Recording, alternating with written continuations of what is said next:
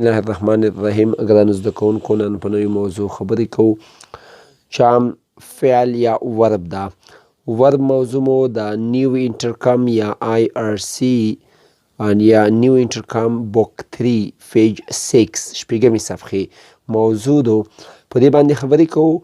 نو فعل شرحه کوو.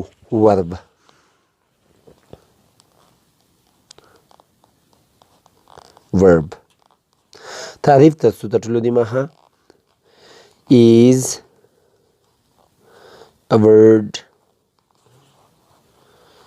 which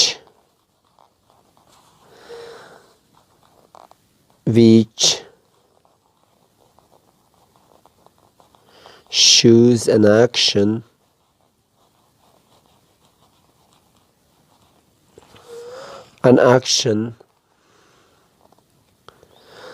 state, presence,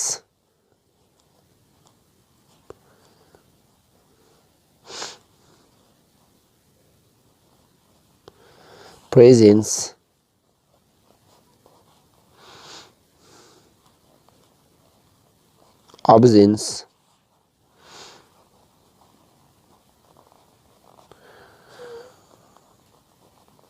position, and ownership.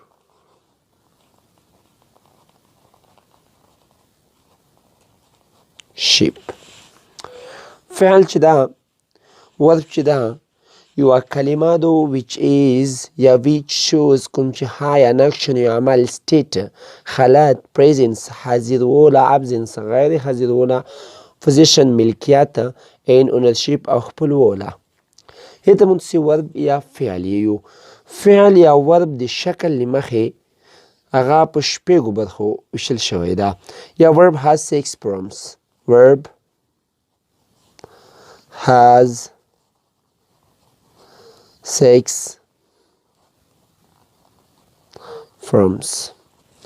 ورب شپږ شکل لري یا ورب په شپږو شکلونو سره ده. Number 1 simple form. ساده حالت د فعل. Number 2 fast form. تیر حالت د فعل. Number 3 fast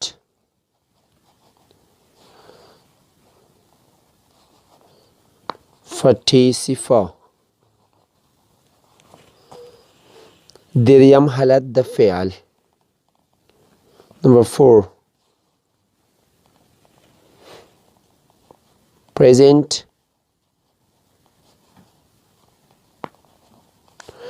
participle.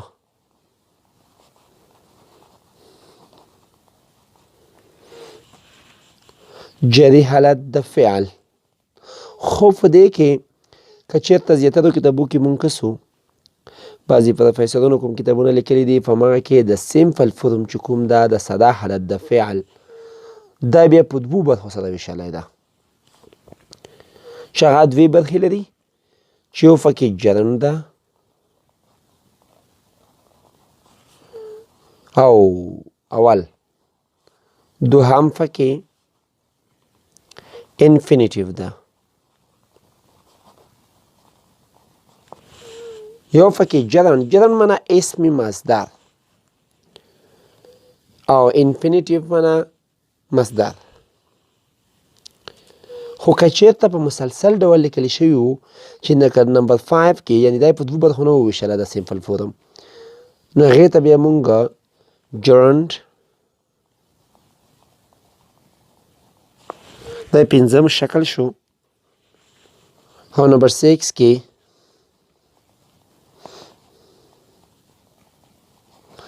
infinitive مصدری شکل. نو دا شپږ شکله فعل شپږ شکله لري. په من کې شپږ شکله فعل لري. یعنی د شکل له مخې شپږ برخې لري. خو فعل په عموما کې په دوو برخو ویشل شوی ده، خو دا د شکل له مخې موږ وښیلو. موږ اوس داسې یو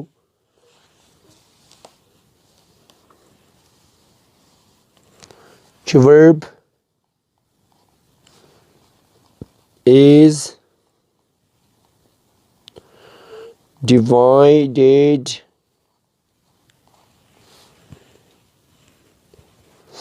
by two parts. verb په دوو برخو سره ویشل شوی ده. نمبر 1 اول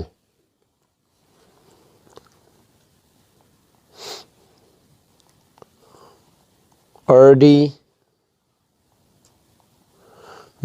verb یا prancipal verb یا lexical verb. prancipal, lexical او ordinary verb یا main verb.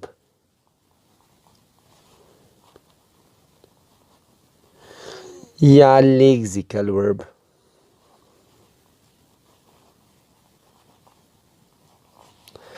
lexical verb. که چیرې تاسې فعل ولدو چې فعل په دوو برخو ویشل شوی ده، لیکلي وي چې ordinary verb اصلي فعل، main verb اصلي فعل، lexical verb اصلي فعل. خو دا درې واړه یا څلور واړه شکلونه چې کوم موږ ولیکل ordinary verb، main verb، lexical verb یا prancipal verb، دا څلور واړه برخې یوه معنا ورکوي. که چا لیکلي وو چې ordinary verb په دوو برخو ویشل شوی ده، چې یو پکې ordinary verb ده بل پکې main verb ده، نو دا غلط ده. یعنی داسې باید ولیکي چې یو ordinary verb ده او دویم چې ده هغه څه ده auxiliary verb یا موږ ورته یو helping verb. که چېرته داسې چا لیکلي وو چې verb په دوو برخو سره ویشل شوی ده، چې یوه برخه یې ordinary ده بله یې auxiliary ده، نو صحیح ده. که چا بیا لیکلي وو داسې مو چیرې ولدل چې verb په دوو برخو سره ویشل شوی ده، چې یو پکې main verb ده یو پکې helping verb ده، بیا هم صحیح ده. که چا لیکلي وو چې verb په دوو برخو ویشل شوی ده، یو lexical verb ده یو auxiliary verb ده، بیا هم صحیح ده. او که چا لیکلي وو چې verb په دوو برخو سره ویشل شوی ده، چې یو prancipal ده او بل پکې helping یا auxiliary ده، نو بیا هم صحیح ده. یعنی ordinary verb، main verb، lexical verb او prancipal verb درې واړه د اصلي فعل معنا لري. auxiliary verb، helping verb دا دواړه د یوه معنا لري چې هغه د کومکي فعل څخه بحث کوي، یعنی کومکي فعل ده. نو دا چې دا د verb ډولونه وو، verb په دوه ډوله سره موږ وښیلو. خو بیا د دې څخه بیا اول main verb یا ordinary verb چې دا د دې ډولونه هم ښیو، خو د اواز د مخې د voice له مخې بیا څرګې ده is divided by two parts. voice verb د اواز له مخې بیا دوه ډوله ده، چې یو action ده او دویمې چې ده action verb موږ ورته یو یا موږ ورته یو چې active action یا active یوه معنا ورکوي، active دا یوه معنا ورکوي. یا دویم ډول چې دا passive ده، active یا action passive. نو په دې کې موږ مجهول حالت او معلوم حالت دا بیا د اواز له مخې ده، یعنې موږ ته active voice passive voice دا مثلا به چیرې اورېدلې وي هماغه دومره څه نه څه مزدا وي. نو دا دوې برخې بیا لري، معلوم او مجهول اوازونه، دا دوې برخې بیا په دې کې موجودې دي. خو په کومو زمانو کې کارول کیږي د زمانې به موږ وښیو، دا په کومې زمانو کې موږ دا فعل کارولی شو. فعل د نمبر 1 کې په عموما کې د زمان له مخې درې برخې لري، د زمانو د استعمال له مخې کله موږ زمانو کې استعمالوو هغه د استعمال له مخې بیا درې برخې لري، چې نمبر 1 اوله برخه یې ده present، دویمه برخه یې ده past، دریمه برخه یې ده future. یعنی دا د زمانو له مخې د دې برخې لري present past future یعنی په دې دواړو کې مونږ کاروو چې په present حالت کې مونږ کوم اکشن وربونه کاروو هغه چې دي په simple present tense کې کاروو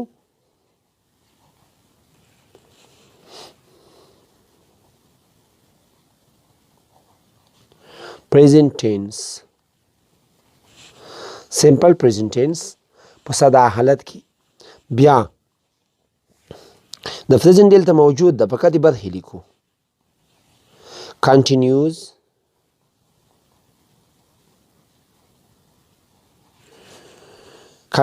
برخه جری حالت ده او perfect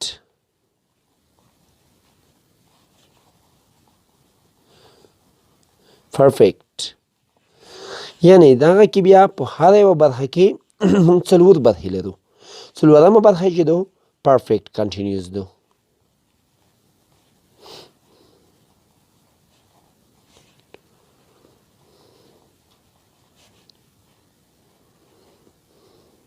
continuous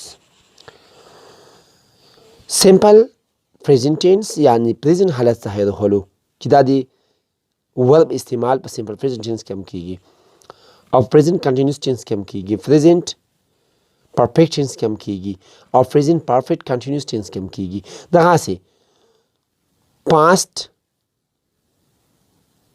په simple past tense کې هم کیږي fast continuous کې هم کیږي fast perfect کې هم کیږي fast perfect continuous کې هم کیږي future simple یا simple future کې کیږي future continuous کې کیږي future perfect کې کیږي او future perfect continuous tense کې کیږي په دې زمانو کې موږ د استعمال خیو د اکشن ورب او د هغې څخه ورڅخه پاسیو وایس کې موږ کولی شو دا استعمال کو خو هغه مسلې بېله دي بېله موضوع ده د دې سره کومه اړیکه نه لري او بیا د ورب په نورو مسلو کې شرحه کوو خو اوس د ورب ډولونه ښیو چې ورب په څو برخو ویشل شوی ده چې هغه موږ ویلو چې دوه برخو ده چې ordinary verb ده او بل auxiliary verb ده خو په دې کې بیا د دې نه مخکې چې موږ ordinary یا main verb وښیو auxiliary verb وښیو تر ټولو د مخه دا verb کوم د شکل له مخې چې دې ته موږ یو ځل بیا نظر کوو لکه simple form چې حالت کوم په simple form کې موږ یو مثال جوړو د فعل یو مثال جوړو چې موږ ښه پې پوه شو چې هغه موږ ته معلومات وشي چې د simple form کوم ده fast form کوم ده او fast participle form کوم ده جرم حالت کوم ده infinitive حالت کوم ده په دې کې موږ یو مثال جوړو هغه به تاسې انشاءالله اوس به د همدغه وایټ پیپر کې وکسئ سپینه پوهه کې وکسئ ښه نمبر 1 کې موږ په simple form کې جوړو په simple form کې څه رقم کولی شو چې په ساده حالت کې موږ یو مثال جوړ کړو چې هغه موږ ته ساده حالت وښیي د فعل یو ساده حالت موږ ته وښیي په ما کې د فعل اول حالت موږ کارو ساده حالت ته ځکه ساده ویلی کېږي چې د فعل اول حالت په هغې کې کارول کېږي لکه زه لیکم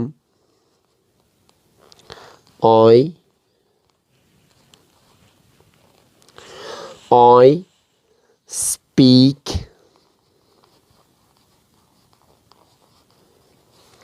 English. I speak English. زه په انګلیسي خبرې کوم every day هره ورځ یا زه هره ورځ په انګلیسي خبرې کوم دا ساده حالت د فعل په دې کې وکارول شو نو ځکه موږ ته ساده حالت یو په دویم کې موږ فاست حالت کارو د فعل فاست حالت کې زه لیکم I spoke English ما خبرې وکړې په انګلیسي باندې یعنې داسې به ویم لیکو چې په داسې به یو د خپل د فعل شکل ولیکو چې ښه روښانه شي یعنې I speak English زه په انګلیسي خبرې کوم په دې کې بیا مونږ simple form of verb یو simple form او په دویم کې فاست فرم اف ورب مونږ یو.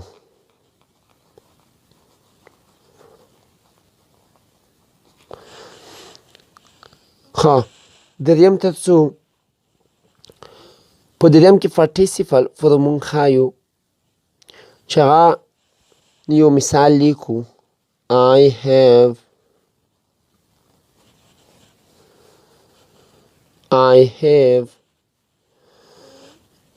spoken English. دا پارټیسیپل فرم ده.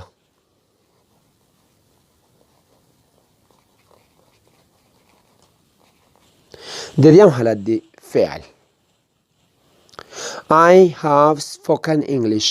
ما په انګلیسي خبرې کړې دي. ما په انګلیسي خبرې کړې دي. څلورم ډول ته یې څو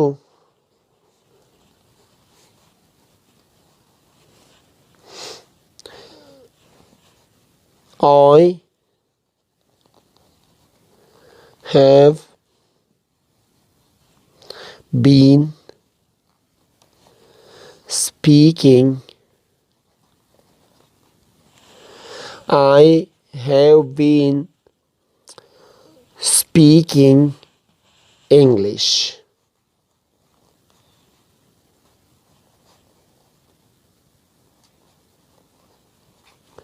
I have been speaking English.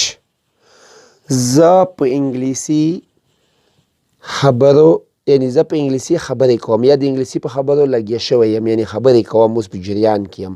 I have been speaking English. زه په انګلیسي خبرې کوم یعنی اوس لګیا یم زه په انګلیسي خبرې کوم. او ورپسې دا کنټینیوس حالت ده. خو بیا د فعل جری حالت. د فعل جری حالت بیا موږ داسې لیکو چې I am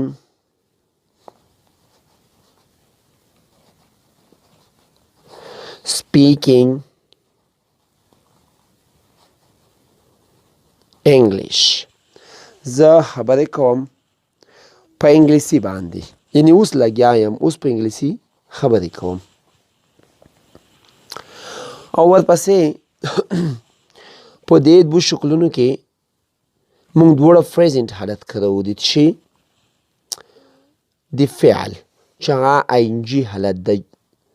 د فعل پریزنټ حالت یا پریزنټ پارټیسیپل ده چې هغه کې ING حالت استعمال شوی ده. او په دې کې هم د فعل استعمال یو شان ده فقط زمان تغییر کوي.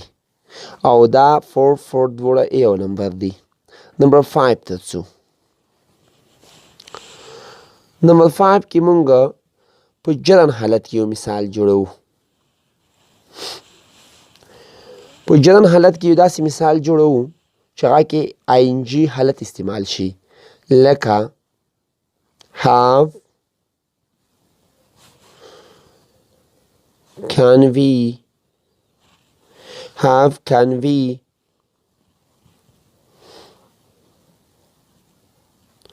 learn English. څه لکه مونږ کولی شو چې انګلیسي زده کړو. دې کې مونږ جرن حالت لګو by د پنځم شکل by studying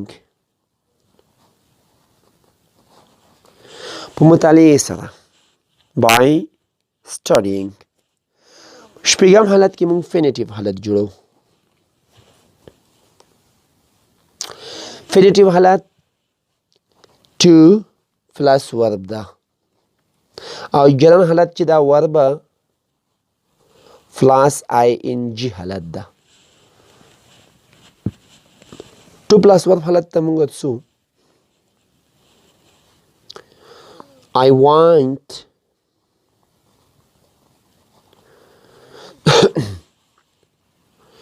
to I want to go. زه غواړم چې ولاړ سم. د 2 پلس ورب چې کله ولګېږي د انفینیټیو حالت جوړوي چې یا ورب پلس ING جرن حالت ده چې دې ته اسم مصدر مونږ یو او دې ته مونږ مصدر یو. یعنی دا function of noun ده. function of a noun. د function of a noun دا چې د نوم دنده په غوړو خوستېدو یا د نوم وظیفه په غوړو خوستېدو د function of a noun ده چې هغې ته موږ to plus verb function of noun to plus verb یوه معنا ورکوي. او ورپسې بیا دا خو مثالونه د شکلونو مثالونه یو چې هغه د ورب شکلونه موږ وښیل چې عموما کې ورب شپږ شکله لري چې شپږ شکلونو څخه سیمپل فورم ده، فاست فورم ده، فاست پارټیسیپل فورم ده او پریزنت پارټیسیپل فورم ده چې موږ جری حالت ته یو یا جری حالت یا دریم حالت د فعل. دریم حالت کې چې د ورب دریم حالت استعمال شي هغې ته ویل کېږي. یا لکه I have دریم حالت دا شو I have spoken English. او ورپسې بیا پریزنت پارټیسیپل حالت ده چې هغه کې پریزنت پارټیسیپل حالت کې دواړه یو شی دي چې هغه کې موږ ورب پلس ING حالت استعمال کو که هغه په پریزنت I have been speaking English یا I am speaking English د دواړو یوه معنا ورکوي. خو بیا په څلورم حالت خو موږ ویلو پنځم حالت کې موږ اسم مصدر یا سوري جرم وښیلو. جرم یا function of noun ده او to plus verb infinitive function of noun دا چې هغه کې موږ مثالونه دلته جوړ کړل.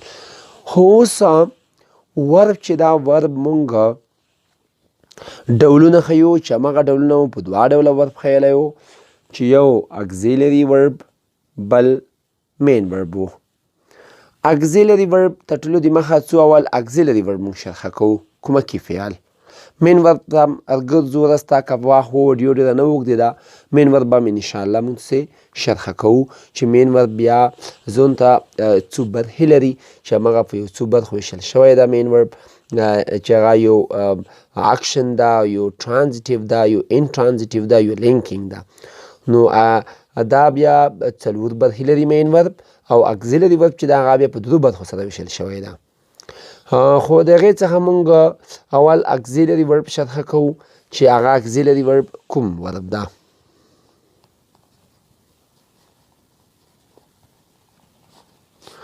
auxiliary verb د کومکی فعل کوم فعل ده. کومکی فعل تعریف ته ول تر ټولو د مخه د کومکی فعل تعریف ته ځو.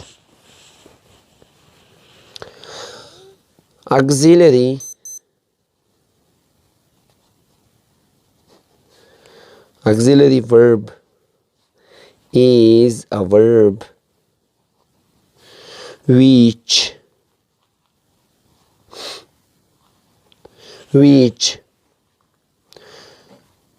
should state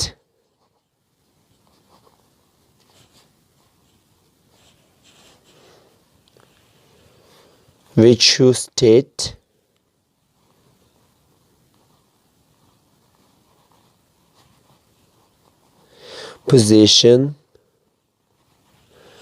presence,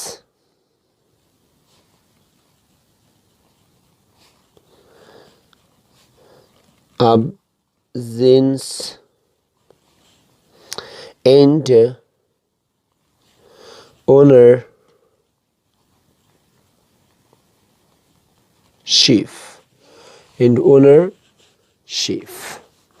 دا مونږه د تعریف وکړو او ورپسې نه وروسته and then select the tenses. په عموما کې دا کومکی فعلونه چې مونږ کاروو then select the tenses بیا مونږ ته څه کوي زمان ټکي.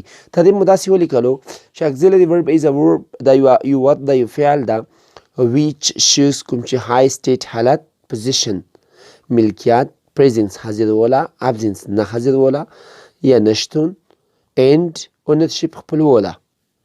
یا بیا څه کوو then select the tense او بیا یې نه وروسته مونږ ته زمان ټکي. زمان په عموما کې د کومکی فعل د استعمال له مخې د زمان د ټاکلو لپاره استعمالیږي. کله چې موږ یوه زمانه ټاکو موږ یو څه ټاکو نو همغه د زمان د یوې د جملې د ټاکلو جمله د زمان سره اړیکه لري. نو یو زمان یو وخت یا زمانه چې موږ ټاکو نو باید کومکی فعل په جمله کې موجود وي. یوازې د همغې د سمپل پریزنټ ټینس پازیټیو سټرکچر نه او د سمپل پاست پازیټیو سټرکچر نه. نو ټولو زمانونو کې باید موږ حتما فعل وکاروو چې زمان وټاکو. اوس په دې کې یو مثال لیکو. سټیټ کله ښیي، پوزیشن کله ښیي او ورپسې ابزنس کله ښیي، پریزنس کله ښیي. ښه په دې کې اول مونږ سټیټ حالت ښیو. حالت مونږ کله استعمالو؟ په دې کې یو مثال جوړو لکه سټیټ حالت کې I am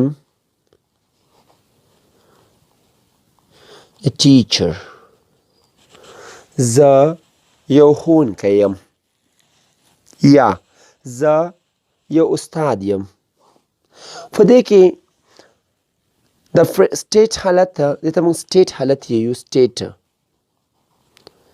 دا موږ په هغه وخت کې جوړوو کله چې موږ په یوه جمله کې کومکي فعل ولرو خو دغه کومکي فعل د اصلي فعل دنده په غوړه ولري. دې ته موږ څه یو؟ دې ته موږ سټیټ حالت یو. یعنې دا یو کومکي فعل ده چې aim to be ده خو دې to be د اصلي فعل دنده په غوړه وخوستېدو. یعنې په جمله کې باید یو فعل موجود وي چې هغه چې د aim ده. نو دې نه یو سټیټ حالت جوړ شو. دې ته موږ سټیټ یو. یا I was a teacher یا they were students دوی شاګردان وو یا they are students دوی شاګردان دي. اوس پوزیشن ملکیت مونږ ته بیا کله ښیي؟ ملکیت مونږ ته په دې صورت سره ښیي I have a pen. زه قلم لرم. دلته د لرلو معنا have چې دا یو کومکي فعل ده. دغه کومکي فعل چې دا دلته د اصلي فعل دنده په غوړه وخوسته. نو کله چې اصلي فعل په دنده په غوړه وخوسته یو سټیټ هم ده او د سټیټ څخه په څنګ کې پریزنس حالت هم ده. پوزیشن ملکیت هم ده، یو اونرشیپ خپلول هم ده. اوس که چېرته مونږ بیا په دې سره پریزنت حاضرولو ښیو نو مونږ داسې یو there is milk in the glass.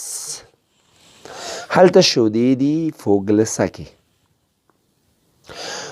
هلته شودې دي په ګلسه کې. په دې کې بیا د شتون وښیلو، پریزنس یې وښیلو، شتون یې وښیلو. یو ابزنس ده، مونږ داسې یو there is په همدغه کې there is داسې کې فقط not کلمه اضافه کوو. there is not milk in the glass. احمد is not in the class یا احمد isn't in the class. احمد په سیم کې نشته. دلته بیا ابزنس وښیلو. خو اوس دا چې پریزنټ ابزنس یې وښیل، اوس په دې کې مونږ د دې وړه حالتونه وښیل. سټیټ حالت مو وښیلو، پوزیشن مو وښیلو، پریزنس مو وښیلو، ابزنس مو وښیلو، اونرشیپ مو وښیلو. او سلیکټ د ټینس پاتې ده. اوس مونږ سلیکټ د ټینس سره کام کولی شو. کله چې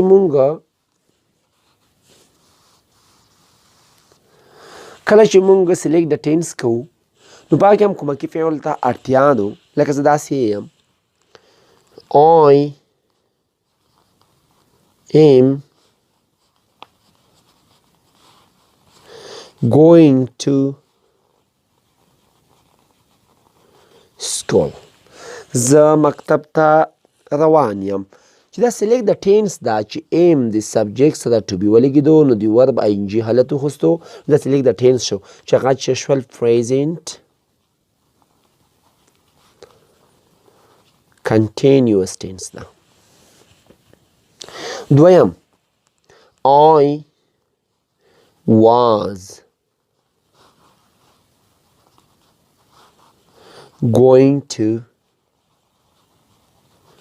school. زه مکتب ته روان وم. دلته د ایم لګېدله ده کومکي فعل to be. دلته to be فاست لګېدله ده او په دې کې هم دغه ورب جرن حالت ده چې هغه موږ د present participle ویته یو یا پریزنټ حالت د ورب تیریو چې هغه کې کنټینیوس حالت د ورب چې هغه کې ان جي حالت استعمال شوی ده. نو دواړو کې یو شان ده، یوازې کومکي فعلونه بدل شول. اصلي د ټینس ځکه کوي چې دلته زمانه بدلېږي، دلته فاست کنټینیوس شوه. نو دلته موږ سلیکټ د ټینس یو. اوس دا چې موږ ورب موضوع ته څو خپلې موضوع ته چې ورب مو په دوو برخو خیالو چې هماغې د برخو څخه مو مین ورب یا آرډینري لیکزیکل یا فرانسیپل ورب پرېښو او موږ دغلو اګزیلري ته اګزیلري تعریف مو وکړو، په هغه کې مو مثالونه جوړ کړل. اوس تر څو د اګزیلري برخو ویشلو ته چې اګزیلري په څو برخو سره ویشل شوی ده.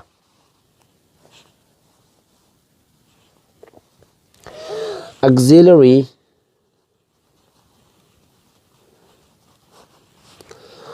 verb is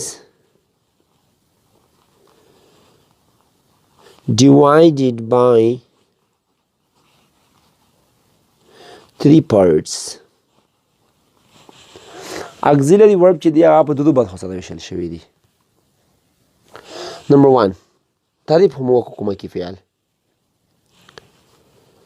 prancipal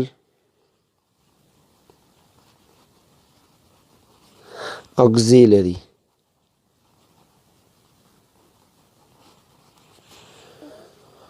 Number 2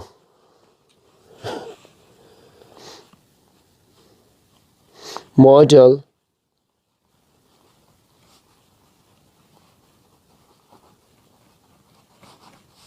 auxiliary verb. Number 3 semi modal auxiliary verb. Semi modal auxiliary verb. په دې کې اوس principal auxiliary verb اول خیو، بیا modal auxiliary خیو، بیا semi modal auxiliary verb خیو. principal auxiliary verb تعریفو. Number 1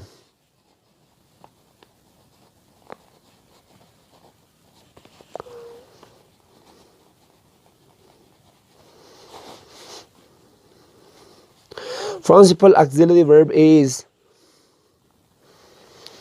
a part of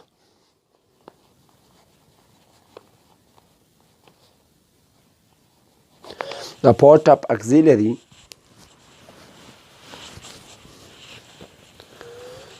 which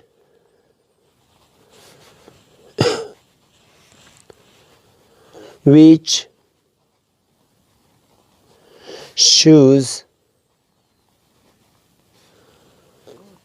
the main part of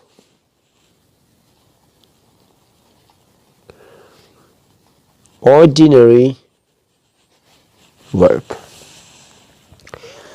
which is show the main part of auxiliary ordinary verb या lexical verb.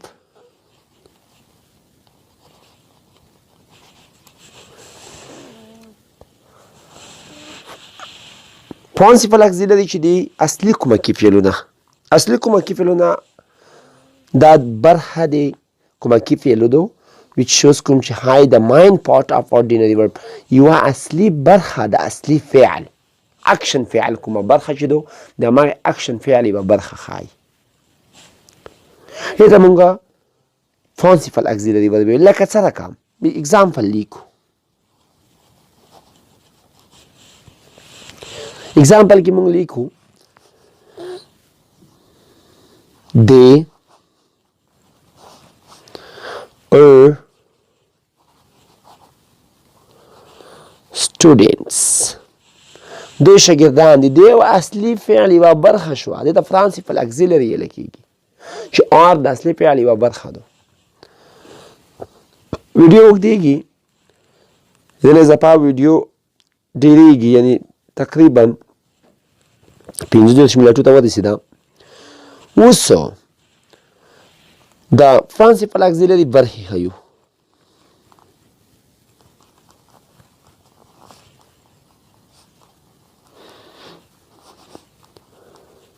Principal auxiliary verb is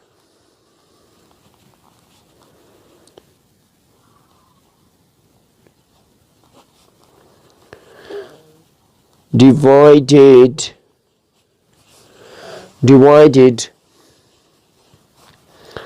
by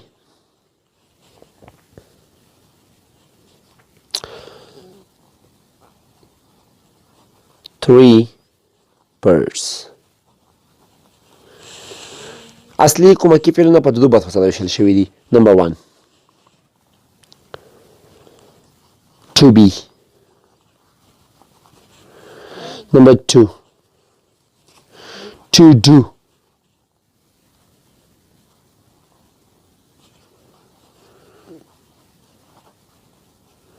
To do. Number 3 to have. ها دا to be وربنه چې دي دا بیا کوم دي؟ am, are, is, was, were, be, been, being. دا بیا to be وربنه شول.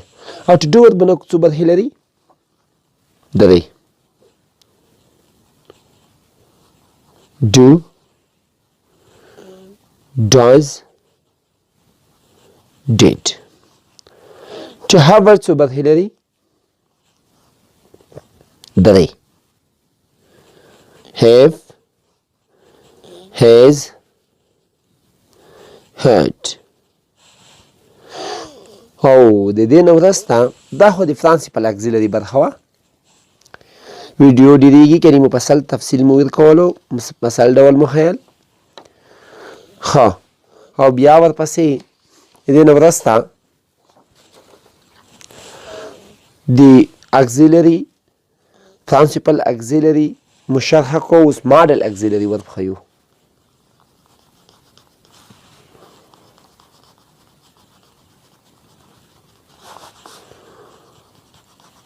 ماډل اګزیلري ورب نمونوي کومکی فعلونه. نمونوي کومکی فعلونه تعریف لیکو.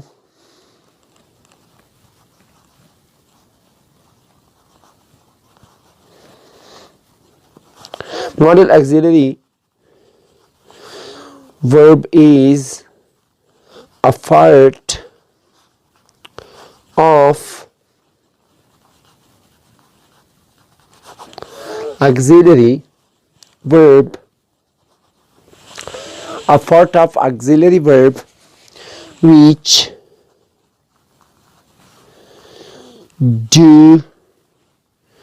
does not have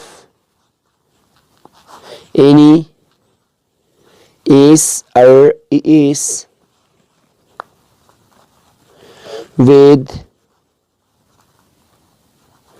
third singular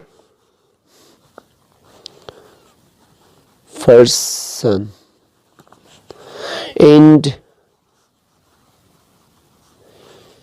can't stand alone. ماډل اګزیلري وربونه چې دي نمونوي کومکی فعلونه دا یوه برخه د اصلي یوه برخه د کومکی فعلونو کوم چې اړتیا ضرورت نه لري. ان is with third singular person is ته په دریم مفرد شخص کې د سبجیکټ د دې برخې لري. هغه به انشاءالله بیا ښیو فرست پرسن سیکنډ پرسن تھرډ پرسن. تھرډ پرسن کې چې هغه موضوع مطابق ده هغه he, she, it, احمد. د third singular person دی. د third singular person کوم چې دی د دې سره په استعمال د صدا زمانه کې is ته کوم اړتیا نشته. لکه he موږ مخکې داسې لیکل he speaks,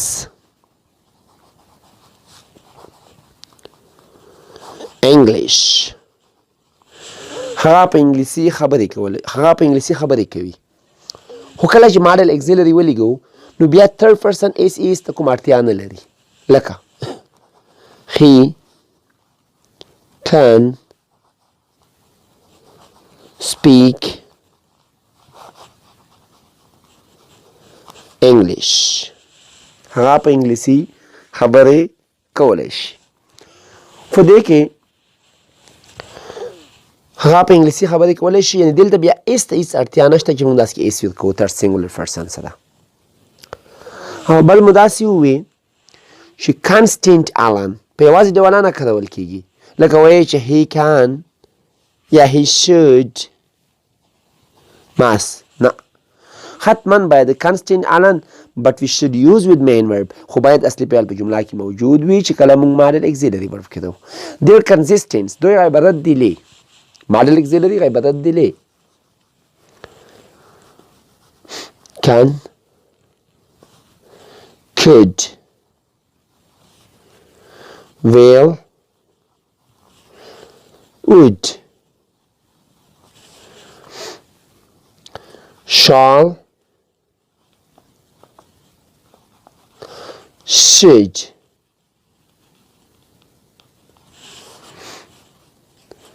may might ought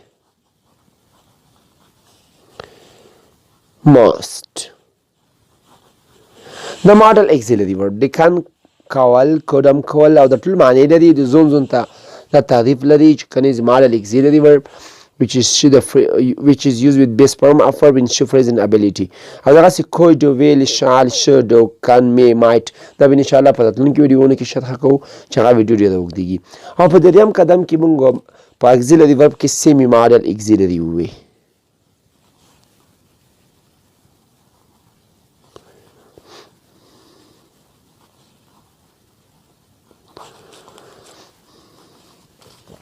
Semi-model auxiliary verb are those verb is the part of auxiliary verb sometime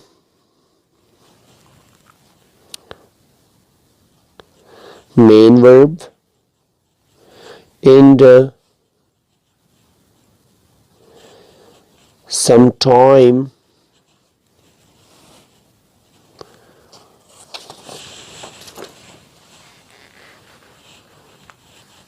auxiliary verb.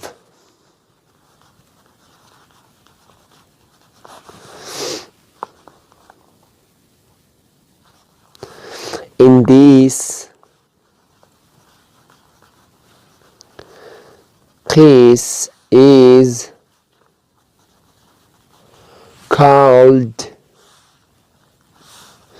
this case is called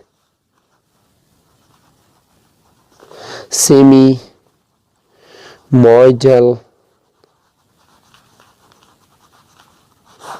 auxiliary verb.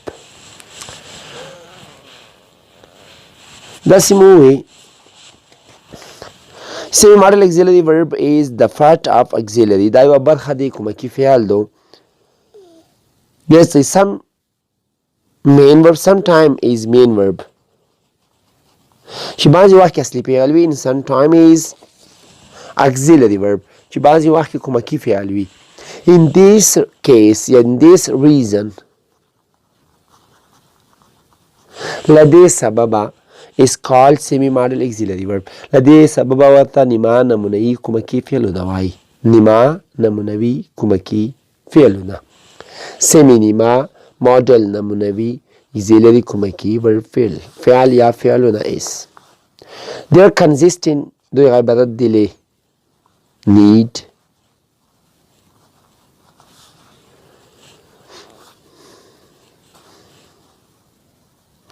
dare used to. دا درې semi model auxiliary وربونه دي. نن درس تر دغه ځای پورې بس و. خدای دې وکړي چې یو څه مو ترې زده کړي وي. په راتلونکي درس کې به انشاءالله بیا په نوي موضوع غږېږو.